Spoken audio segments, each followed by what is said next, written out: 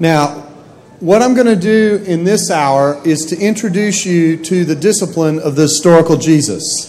Yang akan kita lakukan sekarang adalah memberikan perkenalan kepada apa yang disebut sebagai historical Jesus. And I'm going to talk about its roots in the Enlightenment. Jadi saya akan membicarakan mengenai akarnya di dalam zaman pencerahan. And set up a discussion of the rules that it works with.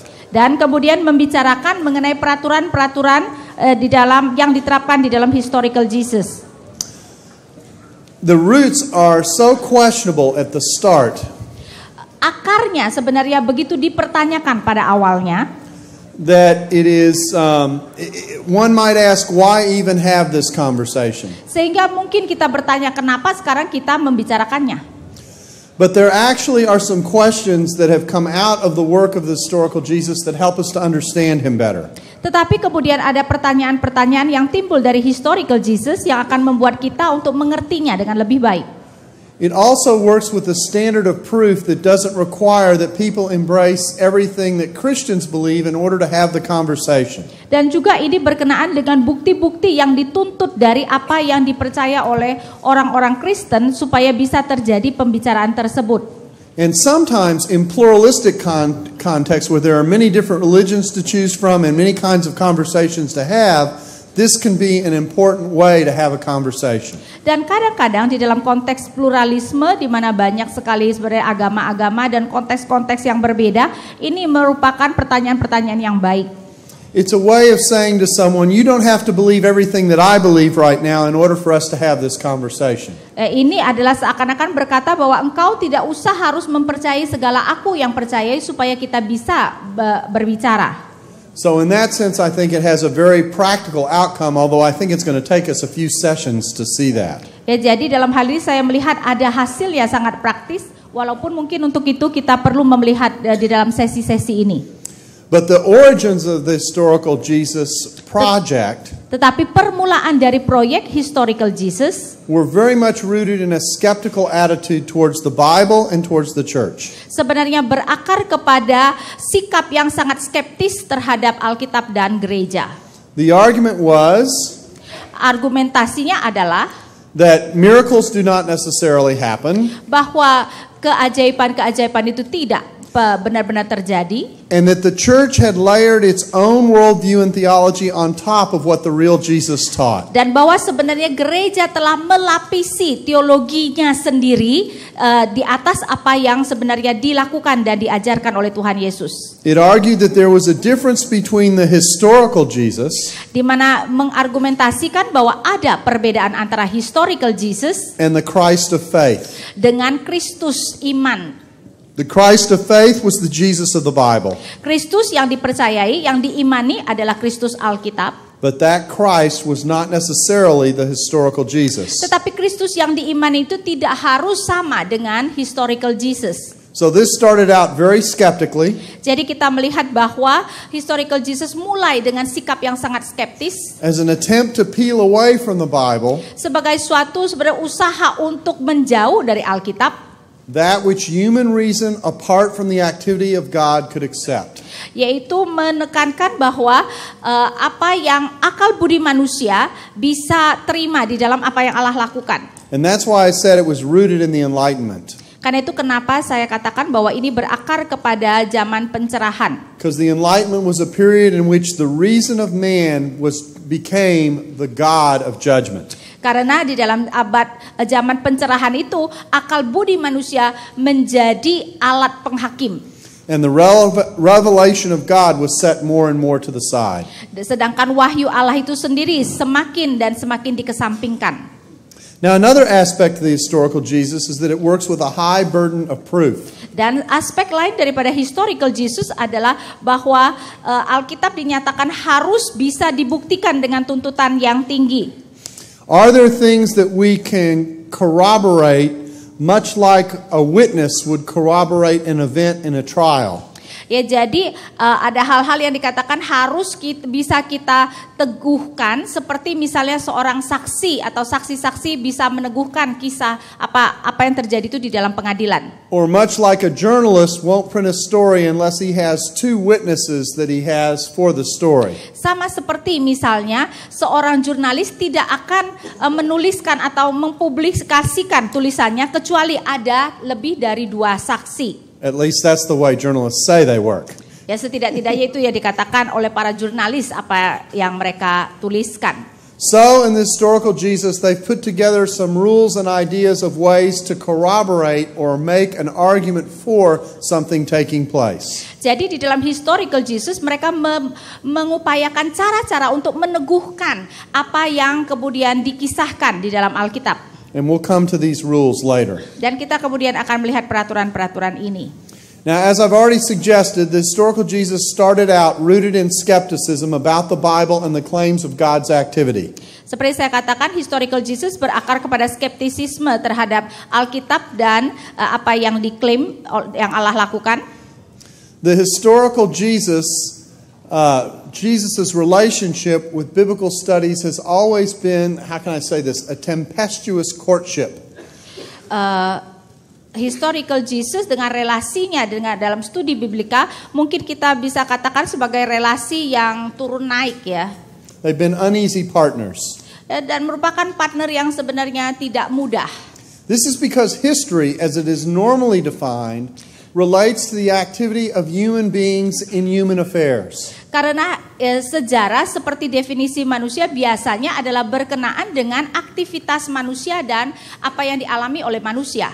And because it has been defined with humans being the object of study, it's hard to know how to incorporate God into that conversation. Dan karena definisinya adalah apa yang terjadi di dalam kehidupan manusia, maka sangat sulit ketika apa yang Allah lakukan itu dimasukkan di dalamnya. When this is wedded to an intense skepticism that God exists or that God can act, you've already automatically have a problem with the Bible. Dan kemudian ditambahkan adanya skeptisisme bahwa Allah itu sesungguhnya ada dan bahwa Allah bisa bertindak dalam sejarah, maka kita bisa melihat tambahnya permasalahan. Because the major actor in the Bible is God. Karena kita tahu bahwa tokoh terpenting di dalam Alkitab adalah Allah. But if you think he doesn't exist, Dan sedangkan kalau kita pikir dia tidak ada, or think that he doesn't act, atau berpikir dia tidak bertindak, then you have to explain all these cases where God acts differently. maka kita harus menjelaskan segala kasus di dalam Alkitab yang menyatakan Allah bertindak dengan cara yang berbeda. So the historical Jesus study has been shackled with an excessive humanism and a humanistic outlook. Karena itu historical Jesus sebenarnya sudah dibelenggu dengan terakses atau pada kemanusiaan yang terlalu ditekankan, sisi manusia yang terlalu ditekankan. Another problem that historical Jesus studies has Dan masalah lain yang kita temukan di dalam studi historical Jesus is just the simple difficulty of reconstructing what happens in the ancient past. adalah bahwa secara sangat sederhana adalah sesuatu yang sangat sulit untuk bisa merekonstruksi apa yang terjadi di dalam zaman yang dulu. After all, we're 20 centuries away from Jesus. Jangan lupa kita sekarang 21 abad jauhnya dari Yesus. And what we have found from that time period is a very limited quantity of what actually existed at one time. Dan apa yang bisa kita temukan mengenai apa yang terjadi di dalam periode itu sebenarnya sangat terbatas. So if I can make a metaphor, Jadi jika saya bisa memberikan suatu metafor, it's a little bit like working with a puzzle that's supposed to have 3,000 pieces. jadi sama seperti misalnya kalau kita sedang memasang puzzle yang terdiri dari 3.000 keping, But I may only have 300 to 400 pieces to work with. sedangkan saya hanya punya 300 atau 400 keping dari puzzle yang terdiri dari 3.000 keping tersebut. Now, puzzles are hard enough, Kita tahu bahwa puzzle itu sesuatu yang sudah sulit untuk kita lakukan. but they get really hard when pieces are missing. Tetapi akan menjadi jauh lebih sulit ketika ada keping-keping yang hilang. So on the one hand, we've got a high burden of proof.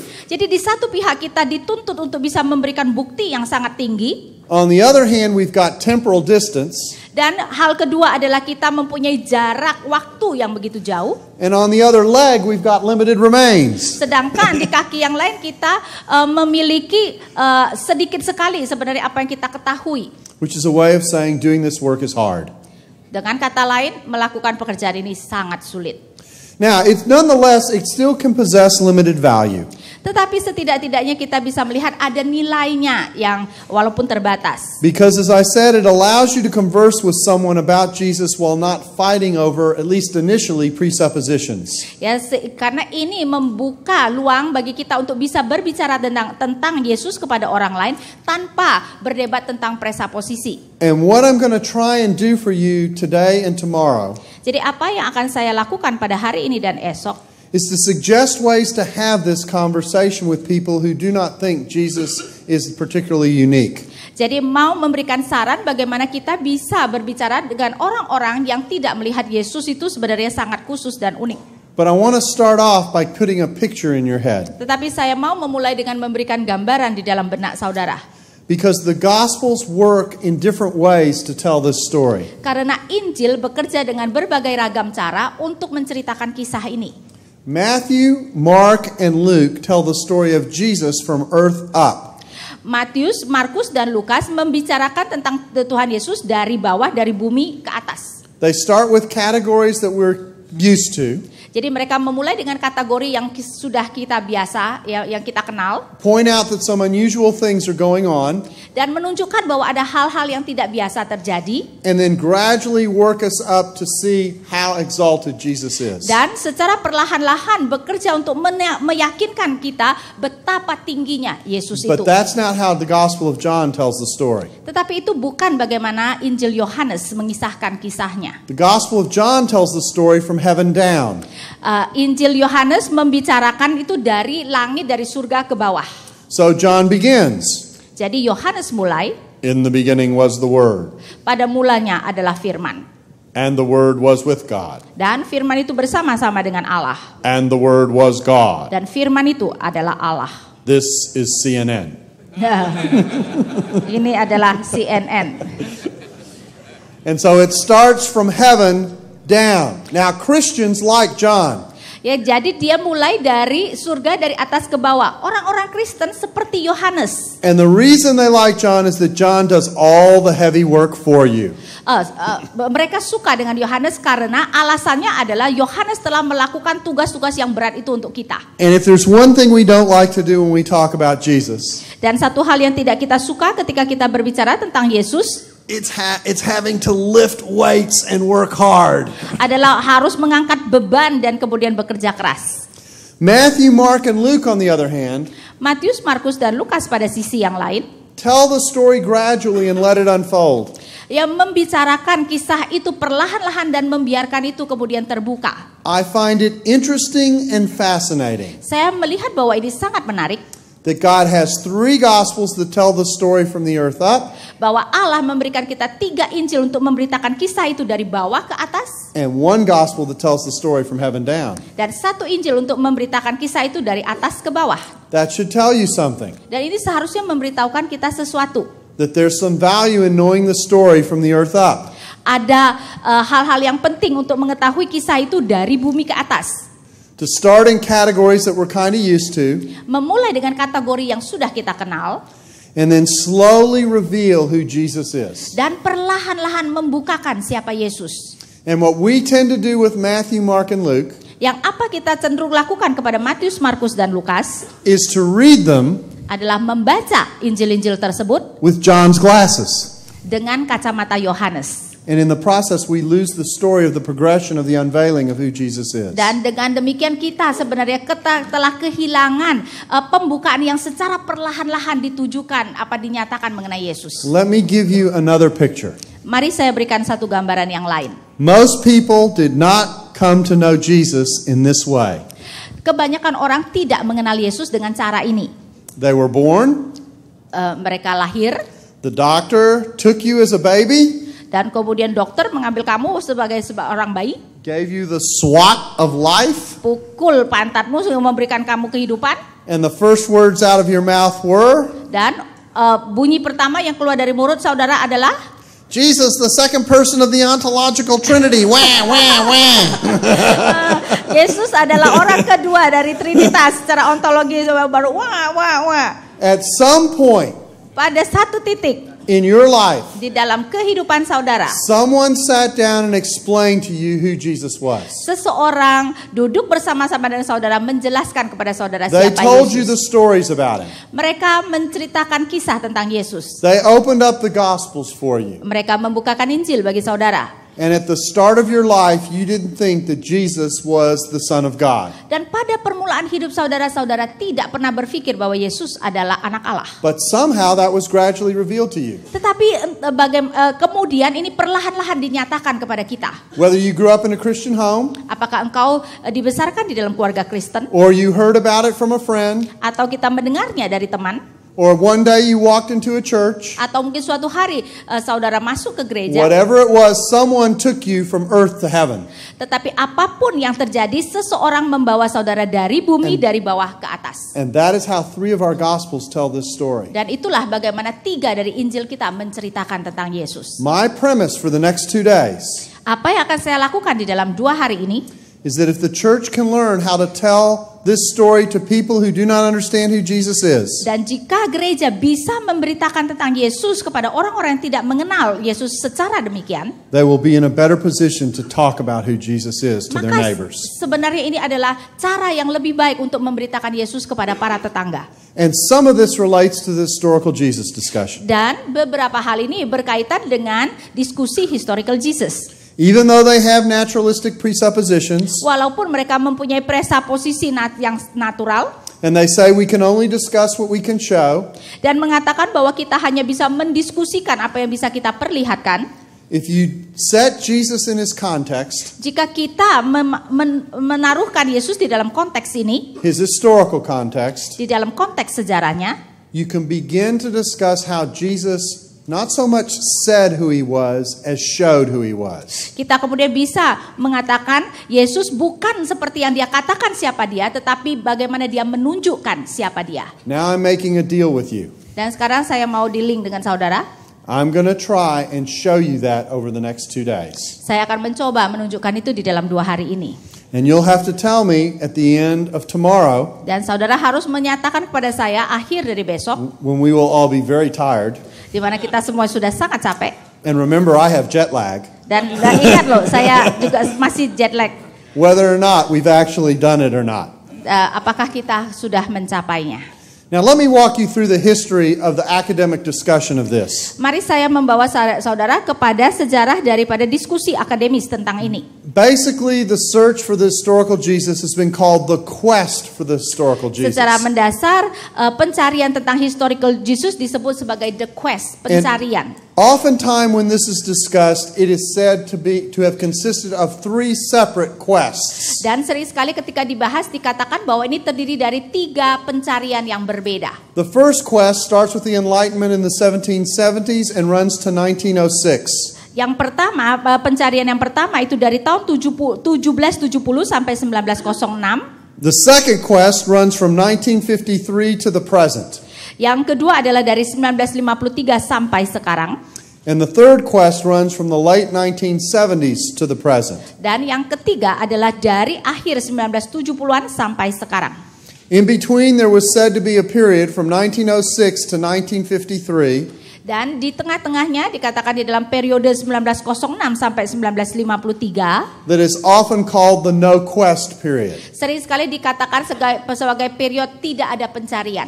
In fact, that's probably an exaggeration. Saya rasa itu adalah suatu pembesar-besaran. People were still writing and talking about Jesus in that period, Karena orang masih tetap membicarakan dan menulis tentang Yesus di dalam periode itu. but it was done in a wide variety of ways. Tetapi dilakukan dengan cara yang sangat beraneka ragam. Dominated by naturalist explanations for Jesus' actions, Ya, jadi ini didominasikan dengan penjelasan-penjelasan natural terhadap tindakan-tindakan Yesus. it was during this period that scholars began to talk about events in the Gospels as myth.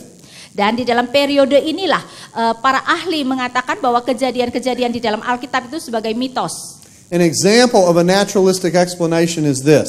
Dan contoh daripada penjelasan natural adalah seperti ini. You all know about the feeding of the 5,000. Kita tentu saja tahu mengenai Tuhan Yesus memberi makan 5.000 orang. Jesus was holding a seminar. di mana Yesus sedang membawakan seminar. Only it was in the country, it wasn't at City Walk. Tentu saja itu ada di desa, bukan di City Walk. And as the people were sitting out and they was teaching them all day, Dan ketika orang-orang duduk dan dia sudah mengajar seharian, at the end of the day, one of the apostles who must like McDonald's said to Jesus, they need a meal. dan salah satu murid yang mungkin McDonald kemudian mengatakan kepada Yesus, oh ini para orang ini memerlukan And makanan. so he divided up the crowds Jadi dia memisah-misahkan kerumunan and they took a meal inventory. dan kemudian mereka mencatat inventaris tentang makanan yang ada. And to say it simply, they didn't have enough food for the number of people there. Dan secara sederhana mereka tidak punya makanan untuk begitu banyak orang. There was a severe lack of useful resources. Ya bahkan sangat serius mereka kekurangan sumber. And so Jesus multiplies the fish and the loaves. Sehingga kita tahu Tuhan Yesus memultiplikasikan roti dan ikan. Traditionally, the church had called this the miracle of the feeding of the 5,000. Secara tradisi gereja telah mencatat ini sebagai keajaiban pemberian makan kepada 5.000 orang. But the holders to the first quest were rationalists. Tetapi mereka yang melakukan pencarian quest yang pertama itu adalah orang-orang yang rasionalis. They didn't believe in miracles. Mereka tidak percaya kepada keajaiban. So they said, this is what happened. Dan mereka mengatakan inilah yang terjadi. Jesus gave a great talk that day. Tuhan Yesus sudah memberikan seminar yang luar biasa hari itu. Much like I hope I'm doing for you now. Seperti yang saya harapkan saya lakukan pada saudara hari ini. Except he talked about love and ethics and caring. Dan dia mengatakan Yesus berbicara tentang kasih dan etika dan saling memperhatikan. And the people were so moved that when they took the initial inventory, even though they had a small number of fish and loaves, dan orang itu begitu tergerak sehingga ketika mereka pertama-tama menginventorisasi dan melihat bahwa mereka hanya punya sedikit sekali, the power of Jesus' message was so overwhelming tetapi kuasa dari pesan Yesus itu begitu luar biasanya. that people began to pull out their fishes and loaves that they had brought with them. Sehingga orang-orang mulai mengeluarkan ikan dan roti yang mereka bawa. And they began to share with their neighbor. Dan mereka mulai membagikan dengan tetangga mereka. And so what started out as a very small inventory grew. Jadi kalau dari permulaan itu hanya ada sedikit sekali makanan yang Larger and disediakan, larger and larger. maka kemudian orang kemudian mengeluarkan dan makanan itu bertambah dan bertambah dan bertambah. Until there were baskets full left over. Sehingga ada keranjang-keranjang yang penuh ya, sebagai sisanya. And all that was needed left to do was to play the organ and have people come forward. Dan yang terakhir yang bisa dilakukan adalah main organ supaya orang kemudian maju ke depan.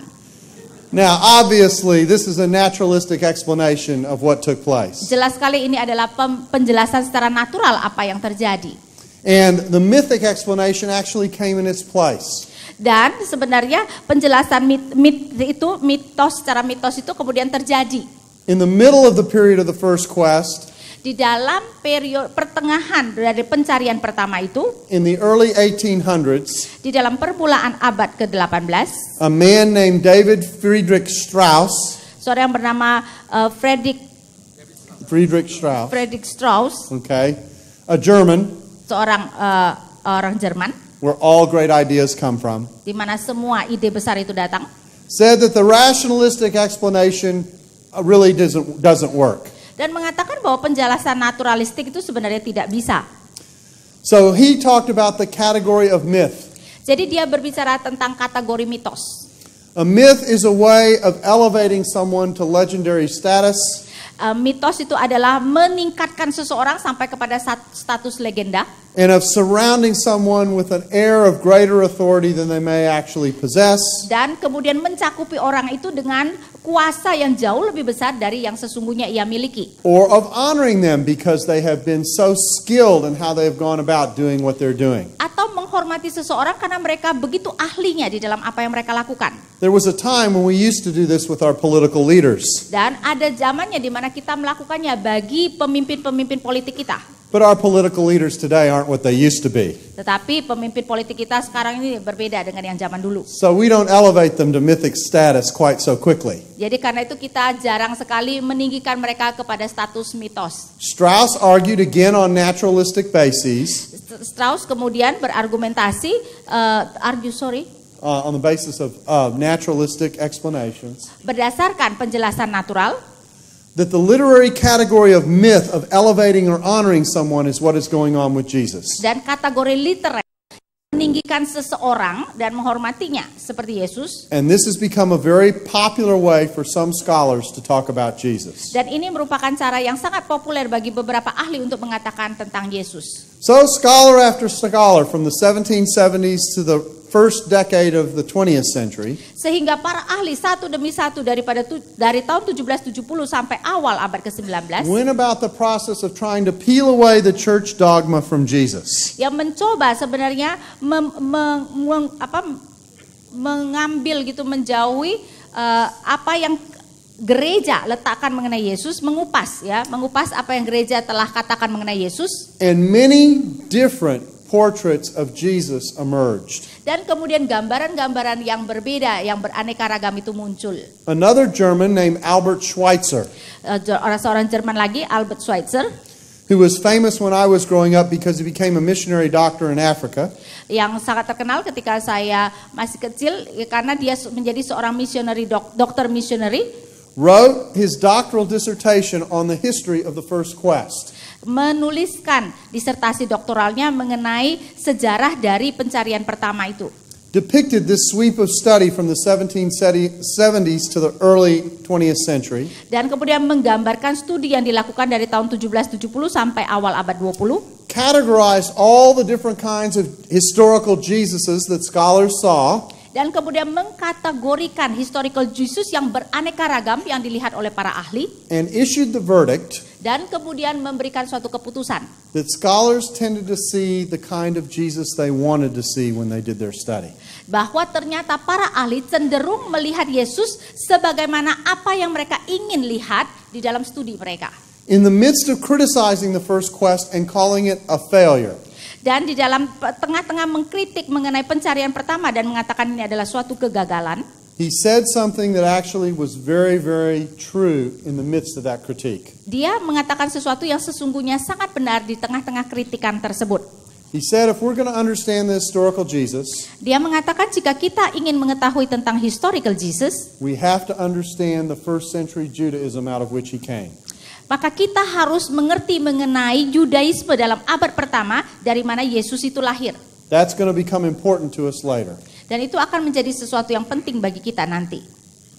Now, in the period from the beginning of the 20th century to 1953, which was the year I was born, Jadi di dalam periode awal abad ke-20, jadi 1901-an sampai 50, tahun di mana saya I'll save you the lahir. trouble, I'm 55 years old, Saya sekarang sudah berumur 55. was what is called the no quest period. Itu apa yang disebut sebagai periode tidak ada pencarian. This is a very Germanic way of looking at this study. Dan ini merupakan cara yang sangat Jerman untuk melihat kepada studi ini. In fact, there were a lot of people still writing about Jesus, Karena sebenarnya banyak sekali orang yang masih menuliskan tentang Yesus. claiming we could know about him historically. Dan menyatakan bahwa kita bisa mengenal Yesus secara historis. But what seems to have not been present was a way of going about arguing for this. Tetapi sebenarnya yang tidak ada adalah cara berargumentasi tentang itu. That changed with the second quest, Tetapi ini berubah di dalam pencarian yang kedua. which at the time when it was launched was called the New Quest, Di mana pada waktu di launching ya diperkenalkan itu disebut sebagai pencarian yang baru. because there had only been the first quest. Karena baru ada pencarian yang pertama. So this is not calculus. Ya, jadi ini bukan kalkulus.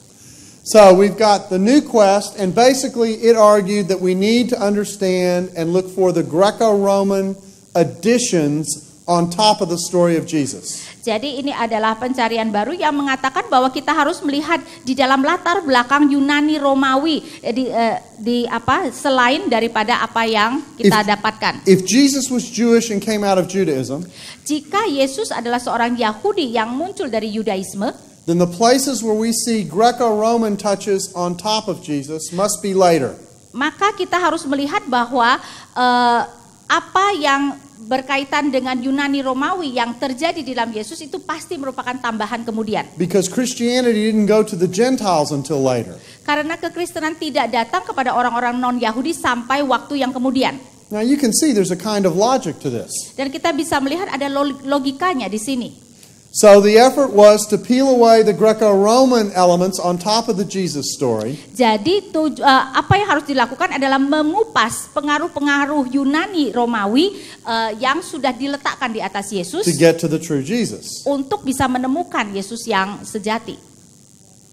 At the same time, Pada waktu yang sama, something else that completely changed New Testament studies happened. sesuatu terjadi yang benar-benar mengubah studi Perjanjian Baru. In 1948, the Dead Sea Scrolls were discovered in Israel. 1948, gulungan Laut Mati kemudian ditemukan di Israel, In a location that we now call Qumran. di dalam lokasi yang sekarang kita sebut Qumran.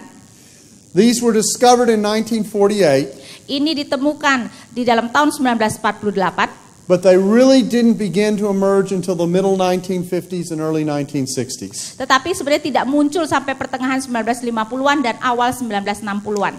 It changed the game entirely.